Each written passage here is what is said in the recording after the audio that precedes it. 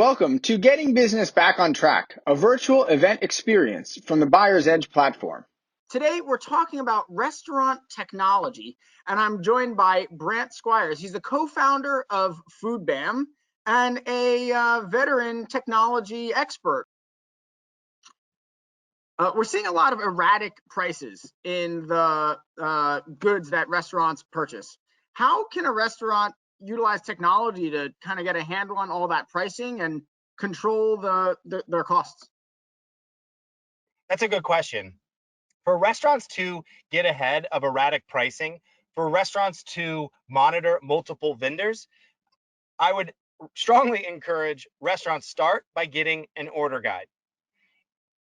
You should not be ordering from an invoice ever, period, ever, period. But especially in post-pandemic world, asking your distributor rep for an order guide, and this term could be thrown around all over. An order guide to me is what the distributor or vendor that you work with, every Saturday or Sunday, maybe Monday, they are updating their prices for what it will cost that week. Distributors have to do this. So when they are updating their price sheet or their order guide, you deserve to have that. That is something that will help you be proactive in knowing going into your purchase what the price is, right? So that's a big first step. You don't even need technology for that. That's a phone call. That's a question. And there's one answer. It's yes. If you can't get an order guide, it might be a specialty fish vendor that's going out and catching very fresh. Great. But that's 5% of your business. The other 95%, you need to get an order guide, because this is also going to potentially get updated more than it was in the past. It might not be weekly or monthly anymore. Due to supply chain, the distributors also have a void and challenges that they're going through as well.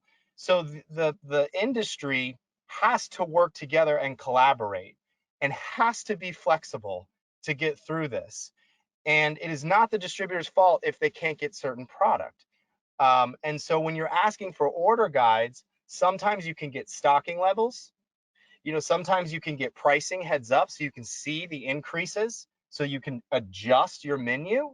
If you couldn't switch from kale to mesclun, or, that's maybe a bad example, but if you get an order guide in advance, it's going to help you control your as much as you can going into the purchasing decision. So great place to start. Now, when you have multiple vendors, and you should have multiple vendors, in this post-pandemic world, there's going to be shortages. And we're all entrepreneurs out here. And so we're going to figure out where to get our product from. And to figure that out, you're going to have options. So I would encourage you to make sure that you are lining up any backup vendors, or you're talking to other distributors just to make sure that you'll have the supply. You first start by talking to your current vendor. They're going to have great they're a trusted advisor. They should be already. So speak with them, let them know what you're thinking. They will be giving you some advice as well. But get ahead of it now and fill out some credit applications, meet some other vendors, because either you're going to have, the order might not arrive, which that has a bunch of problems.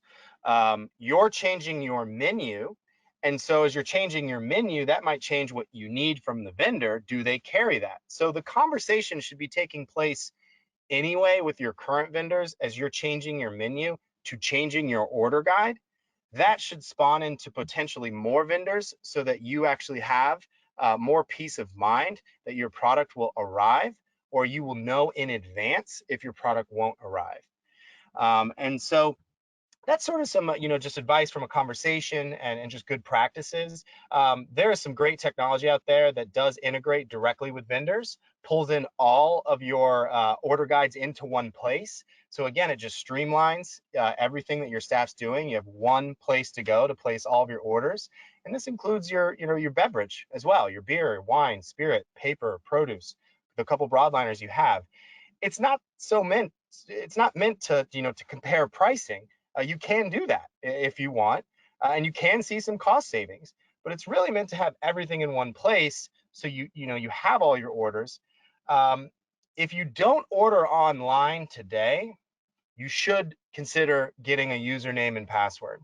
In most cases, an website, I see it all the time, US Foods and Cisco and PFG and Gordon. I live in here in Florida. There's a great one called Cheney Brothers. You can see what they stock as you're going into the purchase. Now, I trade stocks here and there, so it's not like the number I see on my screen. It's like 15 minutes delayed, so it's not always gospel, but it's a good guidance. It's good to go into the purchase with a little bit more peace of mind. As you know, your sales rep is going to call you, or should call you if they're out of stock when you place an order. They shouldn't be substituting, on your behalf.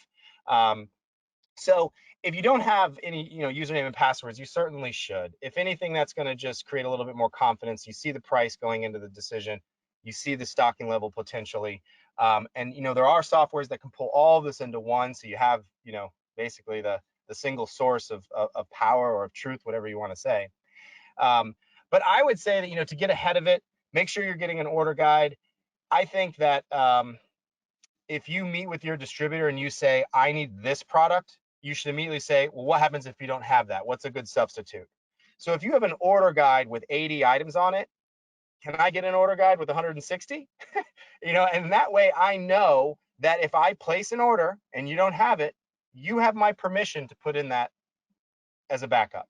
Now that's going to limit and minimize a lot of back and forth calling. If you're not there, just think about front loading a lot of that stuff that pulls you away from the guest or pulls you off of the line or pulls you off of things, and talk about it in advance. Your distributor, in many cases, is very trustworthy and wants to have, know as a backup as well. I would also encourage you to place your order sooner, and the days of placing an order right at cutoff and it's showing up tomorrow morning. These distributors are excellent. That is their role: quality, service, and price. They are masters at logistics, but it is a different world right now. So if you can place your order sooner, I'm hearing distributors recommend 7 days in advance. It might feel a little impossible, but it is. And you can backtrack 2 or 3 days in advance, but that might help you secure your product as well. It also helps these distributors and their buying departments secure the product that they need to get delivered to deliver to you. So there's lots of manual things you could do in sort of back of house. I know this is all about technology. So if you do the manual things better, I think it will go into your technology outfit a lot more smoother. When you select a technology vendor, you have to make sure that they clean data, they respect data. There's nothing worse than getting into technology, searching chicken, and nothing pops up. We've all seen these order guides. We've all seen these invoices. They're highly abbreviated. So find the technology vendor that respects things like unit of measure, that respects things like pack size, that enriches descriptions, that might even supply things like imagery, making it so much easier for your staff. These are really tactful ways of vetting the technology vendor that you're thinking about bringing in, just to make sure that they get it, that they understand that technology in many restaurants is not just like throwing them a tennis ball. You throw them that technology and many of them catch it like a lead weight. So finding that vendor that disciplines the data, streamlines it, maybe puts it in the specific order that you want it. Find that technology vendor that trains your staff in many cases so that you don't have to. Find out who is on their team. Are they ex-restaurant or industry folks that's training? I would think that the way they answer those questions should make them rise to being your vendor, or maybe decrease, to being your vendor, because you're going to be dating or prospecting or taking webinars with many vendors, and you should, find the best vendor for you. So ask those questions and see how they come back with them, because I think that will help you make sure that you're choosing the right one.